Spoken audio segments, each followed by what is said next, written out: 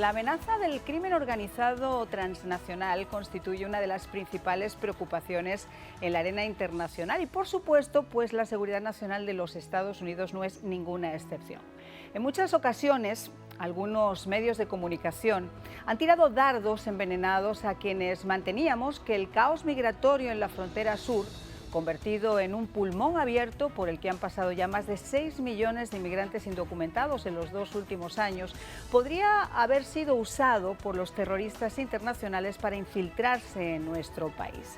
Lo que omiten de forma deliberada, sin embargo, es que hoy esas sospechas tienen nombres y apellidos. Esta mañana, sin ir más lejos, se ha dado a conocer la detención de un iraní la pasada semana, cuyo nombre aparecía supuestamente en una lista terrorista, y fue encontrado escondido entre un grupo de otros 5 migrantes en un todoterreno. Según Homeland Security, y solo para darles datos, solo en el pasado año fiscal que finalizó en septiembre, Estados Unidos arrestó al menos a 79 personas cuyos nombres aparecen en la base de datos de individuos vinculados a organizaciones terroristas a nivel mundial, tratando de entrar ilegalmente aquí a nuestro país por la frontera sur. Un número desproporcionalmente elevado al de años anteriores, al que habría que sumar otros 38 detenidos desde el mes de octubre del 2022 hasta la fecha, y los otros muchos terroristas que hayan podido lograr su objetivo de infiltrarse en nuestro país colándose entre esos más de 6 millones de inmigrantes que ahora están actualmente entre nosotros. Un dato importante porque, como apuntaba el senador Marco Rubio y otros expertos en terrorismo, es tristemente previsible porque si usted es un terrorista obviamente no se entrega a las autoridades, y que demuestra además que solo con mirar a ese 100 y pico de detenidos no solo hay individuos que tienen nexos o que pertenecen a organizaciones terroristas de Oriente Próximo, sino también de este hemisferio, ya que al menos 25 de ellos pertenecían a las guerrillas narcoterroristas del ELN y de las FARC que operan en Colombia y en Venezuela bajo ese manto protector de Cuba, y a quienes ya se ha señalado como desestabilizadores de la democracia en otros países del mundo.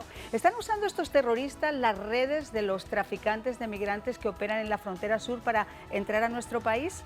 ¿Hay alianzas entre los carteles que trafican migrantes y que operan en la frontera con esos grupos terroristas?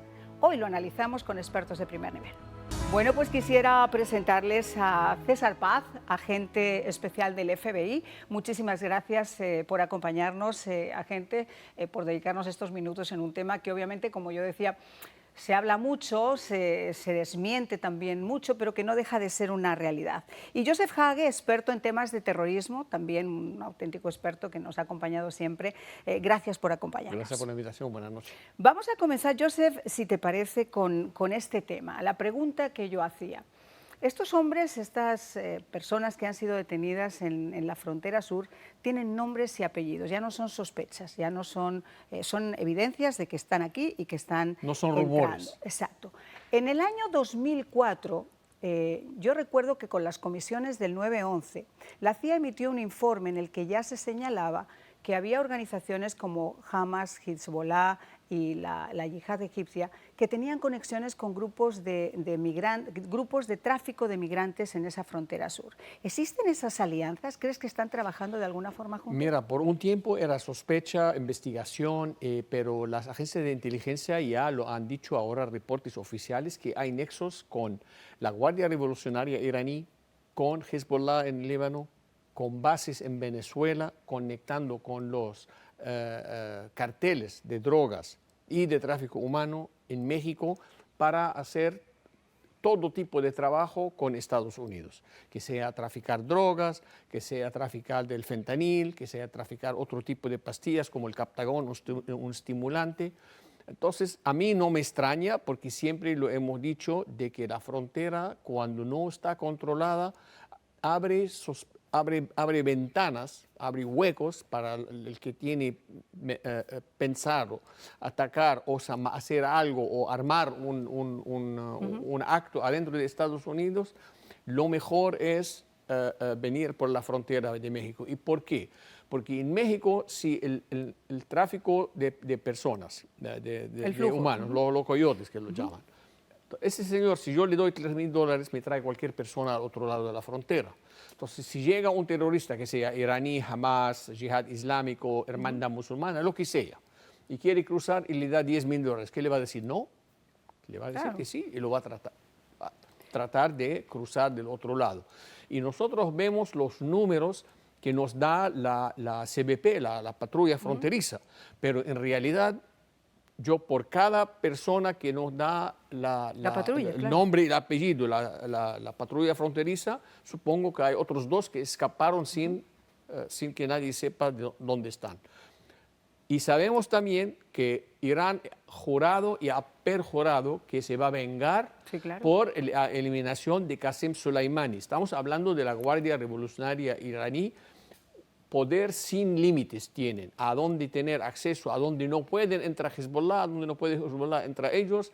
Y vemos también ahora las sanciones del Departamento de Tesoro para el vicepresidente de Paraguay, el avión iraní que está parado en Argentina.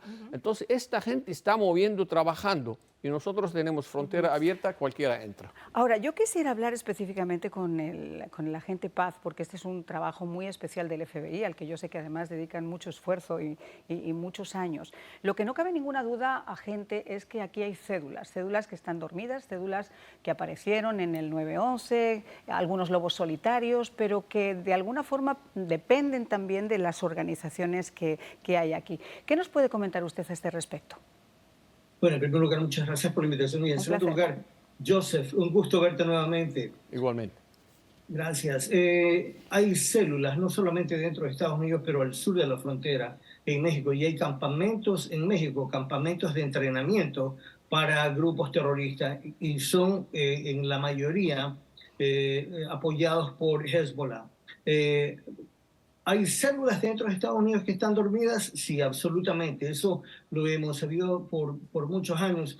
El FBI y las agencias de inteligencia tratan de rastrear y de identificar a estas células, pero recordemos una cosa, que en los años anteriores, en los 2 últimos años, el FBI ha tenido un número inmenso, un número grande de casos de terrorismo que han tenido que iniciar. Y el personal que tienen no es lo suficiente o no es suficiente en números para poder concentrarse o para poder poner atención a cada uno de estos casos. Felizmente, con la ayuda de otros países que ofrecen o proveen inteligencia a las agencias de aquí de Estados Unidos, se han podido identificar nuevas células y grupos que vienen de otros países a través de la frontera sur, como bien lo dijo Joseph, que vienen a través de la frontera sur, porque la frontera sur es una frontera bastante porosa. Lamentablemente, la ideología que sostiene esta frontera abierta es completamente errónea y deja a Estados Unidos completamente vulnerable. Ahora, yo les quiero dar un dato. Durante el año 2022, esperen que se los he querido sacar acá para compartirlos, porque cuando yo decía que era desproporcionalmente elevado lo que estaba pasando ahora, es cierto, o sea, los números no mienten. En comparación con años anteriores, y para ponerlo en contexto, en el 2021 fueron detenidos solo 15, en el 2020 fueron detenidos 3 y en el 2019 ninguno. Joseph, eso obviamente son cifras claras. Cuanta más porosidad existe y cuanta más vulnerabilidad existe y cuanto más se deja a la gente que haga lo que quiera en la frontera, más aprovechan los terroristas para tratar de llegar, y eso es evidente. Definitivamente. Nuestras agencias, que sean fronterizos, que sea la FBI, que sea la policía, todos estos, la aduana americana, cuando hay decisión y voluntad política, no hay nadie que pueda competir con ellos. Pueden cerrar la frontera y no entran ni los mosquitos. Pero cuando hay un liderazgo que está usando la política para hacer proyectos, no sé, no vamos a entrar en todos los proyectos que tienen en la cabeza, pero esto es falta de liderazgo, falta de voluntad decisiva de políticos, falta de que la administración decida que quiere cerrar las fronteras. porque tenemos la capacidad, somos la potencia número 1 del mundo, podemos controlar nuestras fronteras. Aparte que es ridículo también que en el presupuesto, por ejemplo, del último presupuesto, que miré que hay dinero que está mandando el gobierno, nuestro dinero, como contribuyentes a países para que protegen su frontera y nosotros nuestra frontera abierta. Fíjate que eso es una ironía que a mí me llamó también mucho la atención. O sea, que tú envíes... No, es que es ridículo. Es ridículo, pero yo no tengo la menor duda y la confianza de que nuestras agencias, todas, al darle el poder para implementar, sean la frontera sin ningún problema. Pero hace falta si el jefe del secretario del Departamento de la Seguridad del Homeland Security dice que no, está bien la frontera. Y bueno, ¿qué espera el oficial que está ahí? César, sé que es una pregunta que puede parecer muy banal, pero tiene un trasfondo muy importante, sobre todo porque va a depender de cuán serio se lo tome la persona de turno, la persona que tenga que tomar esas decisiones. ¿Está la seguridad de los Estados Unidos en riesgo? Absolutamente, y la seguridad de Estados Unidos ha estado en riesgo desde hace muchos años. Y quiero contarte una pequeña historia. Cuando yo empecé mi carrera profesional con el gobierno de Estados Unidos, lo empecé justamente con el Servicio de Inmigración, con el US Border Patrol en El Paso, Texas. Y yo personalmente he arrestado no solamente a personas de Latinoamérica, pero a personas de Oriente Medio, pakistaníes, iraníes, etc. Y la frontera, una vez más haciendo eco las palabras de Joseph, es una frontera porosa. ¿Cómo puede ser posible que enviamos cantidades exorbitantes de dinero a Ucrania para que ellos puedan proteger su frontera y Estados Unidos no tiene o no goza de ese mismo recurso para proteger su frontera? Recurso voluntad. El tema no es el recurso. Yo no dudo que este país puede dedicar de repente recursos a fortalecer la frontera, pero ¿existe la voluntad? Estábamos comentando en la pausa, la verdad que voy a abrir algún día un micrófono para que ustedes puedan participar también de eso. Estábamos comentando que es verdad que la prensa a veces no ayuda, a veces de forma muy intencional no queremos retratar la realidad, porque es una realidad, esto no es ninguna mentira, como digo, esto está solventado en números de Homeland Security, está solventado en informes del FBI, nos lo están ratificando no solamente los expertos, sino también las agencias federales de este país, es una realidad a la que de vez en cuando hacemos la política del avestruz de querer meter debajo la cabeza. Ahora, tú has estado hablando de ciertos grupos terroristas que han jurado y han prometido venganza. Nosotros lo vimos el 11 de septiembre y lo que sabemos es que lo que pueden es esperar y además que se alían con el diablo con tal de cumplir con su objetivo. Si tenemos en cuenta además que esta gente está entrenando en Uruguay, que tienen conexiones con Venezuela, que tienen conexiones con Cuba, que tienen conexiones con Nicaragua, que hacen lo que les da la gana en el patio trasero, es muchísimo más fácil. No es eso nada más, es que ellos tienen tiempo, además infiltraron, al menos los países Nicaragua y Venezuela, están tan infiltrados que tienen acceso a documentación, actas de nacimiento falsificadas, pasaporte venezolano y vienen con identidades venezolanas. La confusión es que vienen con identidades venezolanas. Si no tenemos las huellas digitales de esa gente, entonces puede entrar bajo el nombre de Juan Luis o lo que sea, el apellido para alguien que se ofenda, pero digo, puede entrar así también.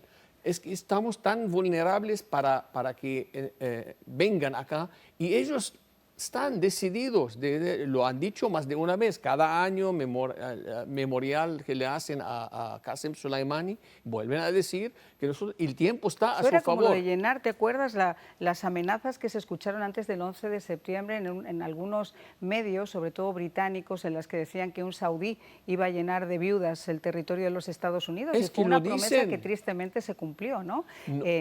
No, es que no tienen vergüenza de decirlo. Ellos lo quieren, este es el deber de ellos. Ellos están convencidos que fueron atacados, que sea Soleimani o que sea el otro, cualquiera, Abu Bakr el-Baghdadi o hasta Bin Laden, todo esto. Entonces vamos a juntar, pero ahora la amenaza más fuerte es la de Irán y de sus proxies, que sea Hezbollah o las otras organizaciones. Porque las de Al-Qaeda y el Estado Islámico y no sé qué, al menos ahora los países que tienen una mayoría sunita entraron en este acuerdo con Estados Unidos y el Occidente de intercambiar información de inteligencia. Lo que sí hace pacificar un poco el asunto, porque pero con Irán no hay nada. Si no fuera por Israel, que tiene esta red de espías adentro de Irán, no sabemos nada de lo que está pasando en Irán. Y déjame decirte, ahora Venezuela, que les ha entregado además un territorio, una parte del territorio, para que puedan hacer lo que les dé la gana. Y nadie sabe lo que están haciendo ahí. Nadie sabe exactamente lo que están haciendo. Por lo menos están construyendo los drones que después se mandan a Ucrania, y que el señor Maduro además fue tan burro dentro de su filosofía de mostrarlos en cámara. César reveló el campamento de entrenamiento en México, y en México ni siquiera el ejército sabe lo que están haciendo ahí. Entonces no podemos esperar cualquier sorpresa. Claro, y el tema es precisamente, entrando ya en este hemisferio, ¿no? en Latinoamérica, como estábamos hablando. El problema es que vienen con cédulas y vienen con identidades de latinoamericanos. O sea, pasan por Venezuela, les dan una identidad venezolana, les hacen sus huellas y les dicen que ellos han nacido y vienen aquí con esa nacionalidad. En este momento existe alguna dotación especial que esté dedicada a perseguir o al menos a investigar dentro de Homeland Security a estas cédulas que pueden estar en este país? La única manera o la manera más fácil es a través de informantes. Lamentablemente, el FBI o las agencias de inteligencia en Estados Unidos tienen una escasez de informantes que estén o sean parte de estas células o de estos grupos que apoyan a estas células que vienen aquí a Estados Unidos. Una cosa que me gustaría enfatizar es el hecho de que Hezbollah ha hecho alianzas con los carteles de la droga en México para poder utilizar las mismas rutas y poder utilizar recursos que ofrecen tanto el cartel de Sinaloa, que en cierta manera está medio fragmentado, pero el cartel de Jalisco Nueva Generación, que se está fortaleciendo y aprovechándose del estado en que se encuentra el cartel de Sinaloa. Ahora, una de las cosas que se mencionó hace un momento es que la frontera, que está tan porosa, abre las puertas no solamente para que criminales o terroristas vengan, pero también para que invadan en Estados Unidos a aquellas personas que producen en México fentanol, que en China exporta a México los componentes para hacer fentanol, y el cartel de Jalisco y el cartel de Sinaloa finaliza el producto, lo termina y lo envía a Estados Unidos para, distribuirlo a través de todo Estados Unidos. Y el fentanol sabemos que es una droga completamente adictiva y letal. Y eso es lo que está invadiendo aquí en Estados Unidos ahora, aparte del terrorismo, o utilizando esas mismas rutas que los terroristas utilizan para entrar. Por cierto, hablando de rutas y hablando del cartel de Sinaloa, les comento que un libro que está por salir, que escribí sobre precisamente de la mujer que llevó a las autoridades, ese equipo del FBI, dándoles la información sobre dónde se encontraba el Chapo Guzmán, desde dentro del propio cartel. Me permitió hablar con compañeros de César Paz, con Bob Potash, con John Morton. Fueron personas que manejaron esa investigación y que me relataron de alguna manera cómo esas rutas han cambiado y cómo de repente, y quiero que me corrijan si estoy equivocada, la frontera norte a la que apenas se le está prestando atención, que es la de Canadá con los Estados Unidos, es un punto muy álgido, sobre todo para este tipo de terrorismo. Por un dato que acaba de dar Joseph, esos terroristas vienen con poder adquisitivo, vienen con dinero y no les importa ir en first class a Canadá. Y Canadá es un sistema muy permisivo con todos esos narcotraficantes que no tienen antecedentes y que pueden ser detenidos por primera vez. Por eso los carteles ya desde el año 2010-2012 decidieron, incluyendo el propio cartel de Sinaloa, instalarse junto a las mafias ucranianas y rusas dentro de Canadá. Mi pregunta es, si ya la frontera sur está como está, ¿en la frontera norte tienen alguna idea esta gente de lo que está pasando? La frontera norte es también porosa y en algunos lugares en la frontera norte cruzar de Canadá a Estados Unidos es tan fácil como cruzar la calle, una calle donde uno vive, una es demasiado porosa, no es tan controlada como la frontera sur, y lamentablemente para Estados Unidos, aquellos que quieren penetrar Estados Unidos y ya sea con terroristas o con narcotráfico o actividades de narcotráfico, lo hacen con puertas abiertas por la frontera norte. El gobierno de Canadá es muy permisivo en cuanto a visas, en cuanto a estadía, etcétera, etcétera. Y ese es un problema, no solamente para el gobierno de Canadá, pero para Estados Unidos también. Tienen hasta sus propias rutas con los Hell Angels para poder llevar, para manejar los estupefacientes. Y les doy solamente un dato: tan fácil cruzar como coger una casa en un lado del lago y otra casa en otro lugar del lago y simplemente pasar con una barcaza, así de simple. Bueno, pues conclusiones breves. Me estabas comentando el tema de Irán, que me parece que es muy interesante ponerlo sobre la mesa. Es que por la ley islámica traficar con drogas es prohibido, pero encontraron la vuelta que a unos decretos religiosos que han emitido los clérigos chiitas de Irán, de que si no podemos matar al enemigo con armas, lo podemos matar con drogas. Y esto le da permiso al chiita de traficar con droga con permiso de Dios directamente. Imagínate, César, una reflexión de 30 segundos.